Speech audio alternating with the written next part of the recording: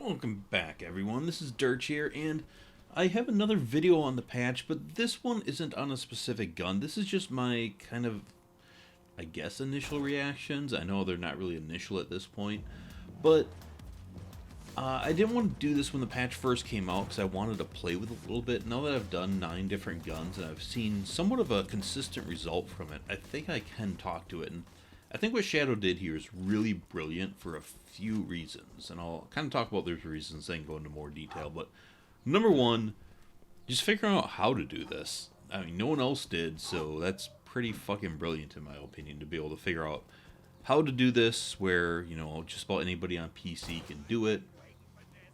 And you don't need a lot of third-party shit, and you can just, it's so easy to apply, and yeah. So just the ability to do this. And now that he's done it, other people can go and kind of tweak it how they want in their own game if you can just kind of understand the text file, which is really cool. People keep mentioning to me, you know, Derek, you can just do that. I know, but I don't want to do that at this point. I will be doing that in the future, but right now this is Shadow stuff, and I'm testing his stuff. You know, further down, I'll probably tweak some guns on my own in there, but it's not time for that yet.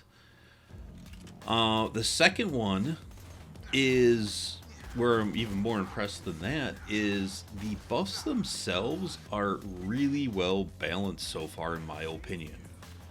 And that is much more difficult than it seems. When I go and read forums or Reddit or YouTube comments or Twitch conversations, whenever people are talking about like buffing a gun, they always talk like, not always, most of the time what I see is people talking like insane buffs that would make every single gun like up to the Deepa, Pimpernel, Northfleet level.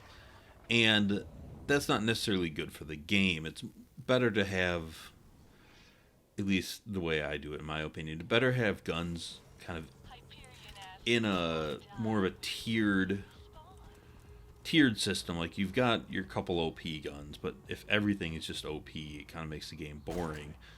But there's a bunch of guns that were either weak or should be a tier higher that, you know, he kind of fixed, but he didn't break anything. So, you know, I've done so far, I'll just go over the guns that I've done. The Godfinger, because the level that it is a pearl. It should be insanely good, and he made it a hell of a lot better. And it could be a little bit better because it's pearl. Now, I don't know if you all agree with me on this, but I think guns' effectiveness should be kind of tiered with their rarity and their availability. And that the availability part makes it a little more complicated. But, you know, just like non-red text, a green is better than a white, a blue is better than a green, a purple should be better than a blue, E-text should be better than purples.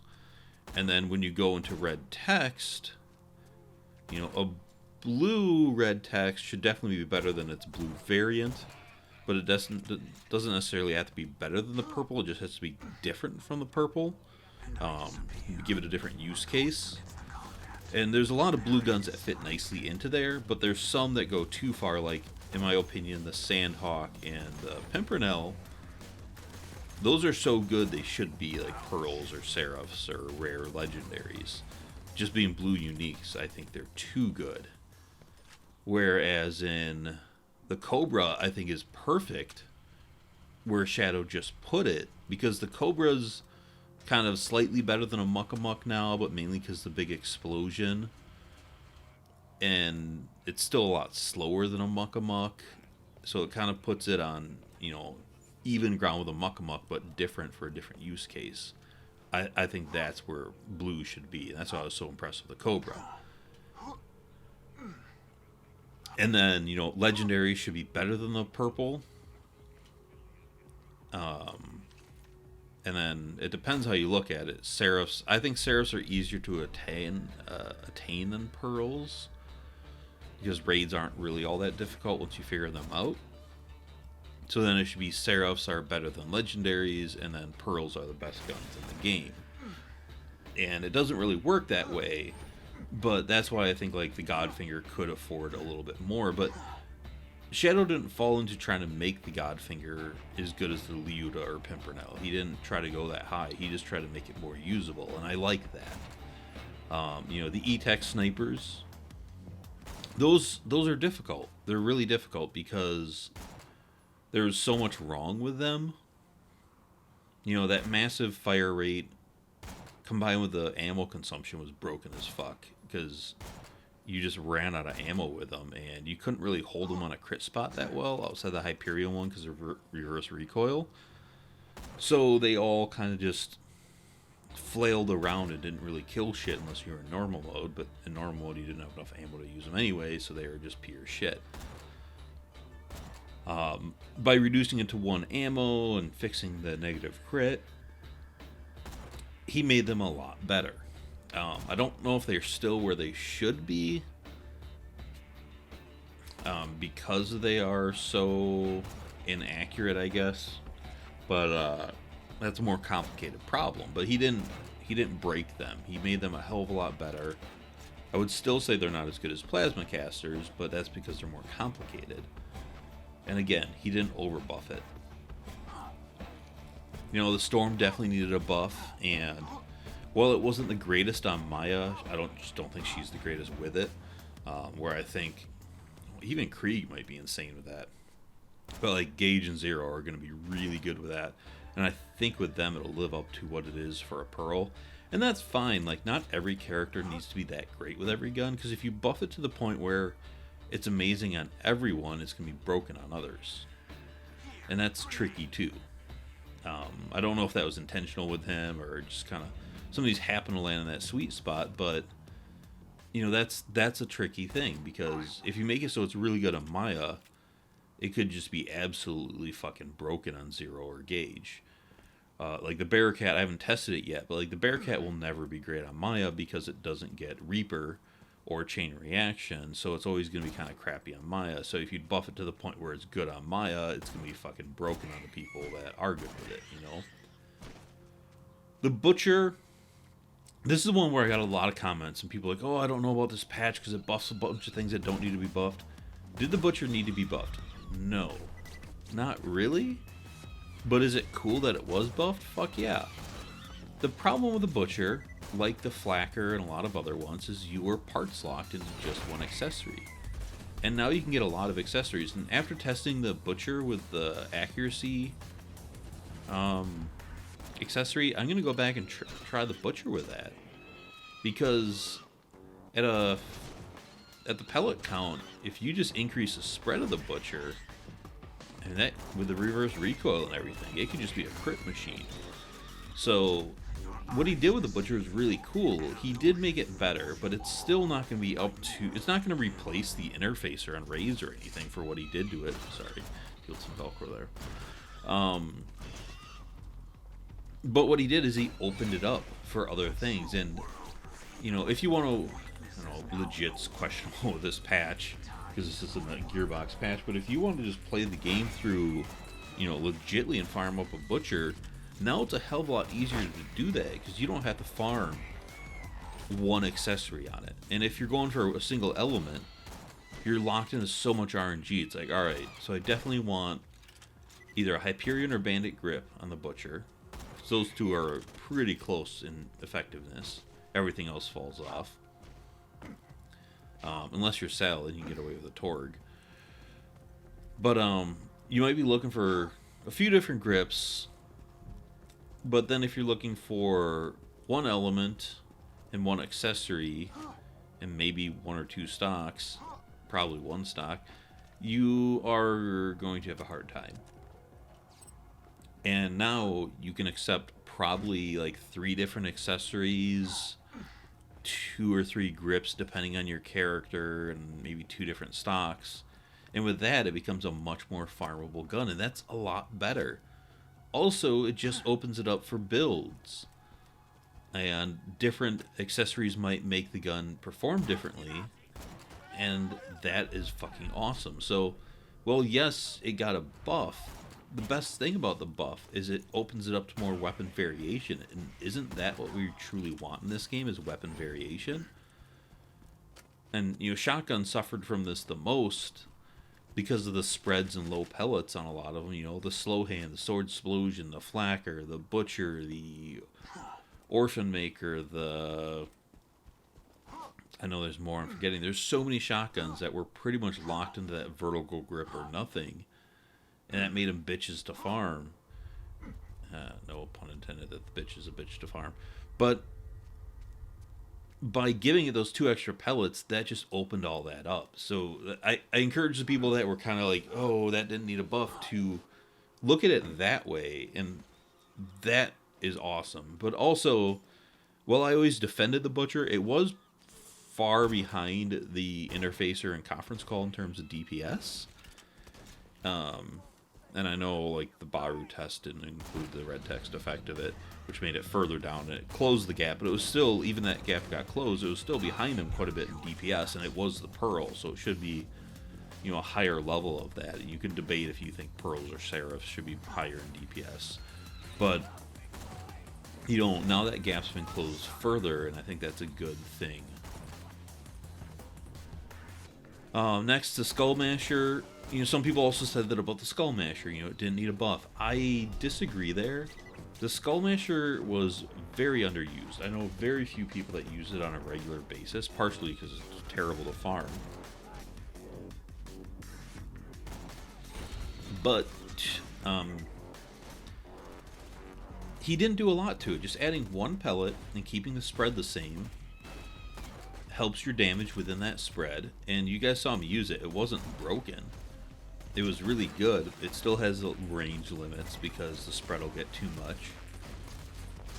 But you're a little bit more likely to land more pellets now, and that makes it a lot better and more usable, and it'll kick up people's use of it, but it's still not going to be an elite sniper. You know, if you go on tiers of snipers, and your top tiers, obviously the Lyuda and Pimpernel, they stand alone. And then you've got kind of your second range tier. It might have snuck up in that second range, but I think it's still kind of a 3rd tier sniper, which is really good. You know, I don't know if there's like 10 tiers. I haven't really figured out the tiers or math in my head, but, you know, tier 1's obviously your godlike OP guns. You know, tier 2 I think would be like Sloth, maybe Pitchfork before the patch and all that stuff. But, you know, the 3rd tier is snipers that are really good but not used quite as often. Maybe it sneaks up to 2nd, 3rd tier, but it's really good now. And I don't see anything wrong with that. And the Seraphim fits in that same way. I had a lot of comments of people like, oh, that didn't need to be buffed. It was really good. The buffs on it was really small. Like, he gave it a small damage buff. He gave it a nice reload buff and lowered the recoil. It's not broken at all. It's still kind of like the Skullmasher. It's still probably 3rd tier AR. And people generally, you know, put their noses down in ARs to start with. And the Seraphim didn't have a lot of use. And if the Seraphim was fine how it was before, and I guess maybe it was fine, but if it was as good as it should have been, it, like the Florentine, you can just buy it out of a vendor. So it's so easy to get. You can just go kill Pete a bunch of times, have a bunch of crystals, or go bore Hyperius a bunch and have a bunch of crystals, and then just go buy it. And because you can buy it off of Seraph vendor, there's a good chance of getting like 3 or 4 in there, which also makes it a lot easier to get the parts that you want, since it's not just 1 at a time. You get 3 or 4 at a time. You know, that really helps your RNG. And you still did not hear anybody talking about it. Like, it was fucking crickets when it came to the Seraphim. So I think this is definitely on a list of things that should be buffed. I don't see why it wouldn't be. And I think he did a good job with it. Again, the buffs were small, compact, and he did a great job with them. You know, the Cobra definitely needed a buff, and I think the way he buffed, like, he didn't directly buff the Cobra. You know, he pointed that out in my comments, that he just buffed bolt action snipers in general. Those are something that needed to be buffed, because the slow fire rate, you know, they increased the damage on them, but not nearly enough, and they needed a major damage buff, and they got that. So with the Cobra and Elephant Gun alike, they both needed a big ass buff, and they got exactly what they needed. Now, the Cobra, you could argue maybe should get more because it's so rare, and that's where it kind of breaks the tier system I was talking about before, with like blues and purples and all that. I also mentioned rarity in there. Like, the Norfleet was a very hard launcher to get, and it was super good. And that, to me, always made sense. That one of the hardest legendaries to get is so goddamn powerful. The Deepa, however, or the Unkept Herald, I should just say, on the other hand, is probably the easiest legendary to get, maybe the Hornet, because Savagely is so easy to kill, he can spawn in 2 locations, and then you get the Torg Vendors on top of it eventually, making it so easy to acquire Heralds. And being as powerful it is, I think the Herald should have been a harder legendary to get. Then I just tested the Flacker, and what I think he did with that by adding in the pellets was absolutely brilliant, because like I showed in the video, I actually think for mobbing purposes now, you go with an accuracy prefix, and it's a very good shotgun for it, where before it wasn't really usable in mobbing. It was only usable in large enemies, which you sometimes run into mobbing with like cars if you can get close enough, but some of the bigger badass enemies were definitely very large in Borderlands 2, and it'd be great on them. But mainly bosses. It was mainly just a boss gun. And now it's viable for so much more than that, and that's really fucking cool. Now, I haven't gone through the rest of the guns yet, but I'm excited to go through them and see how he did them because of what I've seen so far. He buffed 48 different guns, I believe. There's 48 notes on the patch note, and some of them are just buffed all the bolt action, or buffed bandit assault rifles, or whatever. So he buffed a lot of guns. I don't have the actual math with all of those, but it's probably something like 60 some guns. And from talking to him, he's going to further tweak these buffs, and I don't know if he's going to add more guns, but I think he might. Man, so I should have prepared a list, but more guns that I would like to see on this. I would like to see the Rex get the Unforgiven treatment. Maybe not the same as the Unforgiven, but the Unforgiven and the Rex to me were always kind of in the same spot, and the Unforgiven got buffed and not the Rex. Especially because the Buffalo got buffed as well. It'd be nice to see kind of all the Hammerlock guns get hit. Yeah, I wasn't really prepared for that, so I'm just going to say the Rex now. There's a lot of other guns I'm sure I would like to see get a little bit of a hit, but not off the top of my head. He got 11 shields buffed, which is pretty awesome.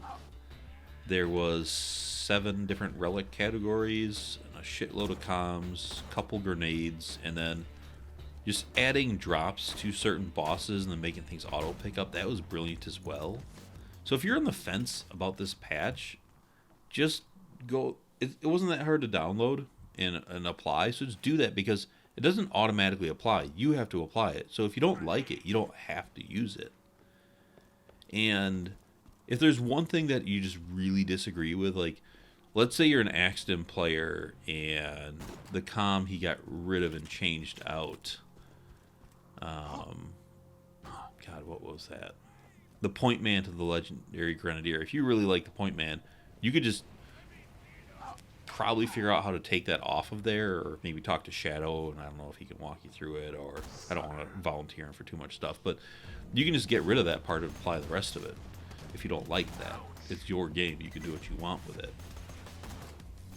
So, don't be hesitant. Like, if you are on PC and you can do this thing, you should fucking do it, because it's amazing and it breathes so much life into the game. Yeah, I'm just really impressed, just in general. The last part I didn't mention, I should have said this before I went through and talked about the guns so much, was Shadow's being insanely modest about all this, and as humans, we are weak to ego. I've seen so many people with any kind of attention just lose their mind, just getting so egotistical about shit. And I don't know, he's been really kind of like humble about all this, and that just says a lot about him as a person, which is really cool to have someone do all this and still kind of stay grounded with all that attention. So, you know, give it up to Shadow for that as well. I think that's all I have on that. I hopefully gave you guys a good impression of how I think about this and why I'm so impressed with it. You know, again, just figuring out how to do it is impressive, but the fact that he was able to get all of these buffs into there without me yet seeing anything broken is really fucking cool. So thanks for watching. I really appreciate it. Again, if you guys haven't checked this out, go check it out. Links in the description below. You know, again, give Shadow some love, follows, subs and that stuff. And if you guys have not yet subbed to my channel, please do so. I appreciate that. I also appreciate it when you share. And you can also follow me on Twitter and Facebook, which are also in the links below. So I will see you all later, and I will be getting back to my other regular stuff. It's just, this is really exciting, so I'm kind of going all in with this right now. But hopefully sometime this week I start to get back to doing some of my regular videos, finishing up the pre-sequel, The Good, the Bad, the Ugly, some of my Top Gear, maybe some of the farming guides, and all those other series I have going. So thanks for watching, and I'll see you all later. Bye.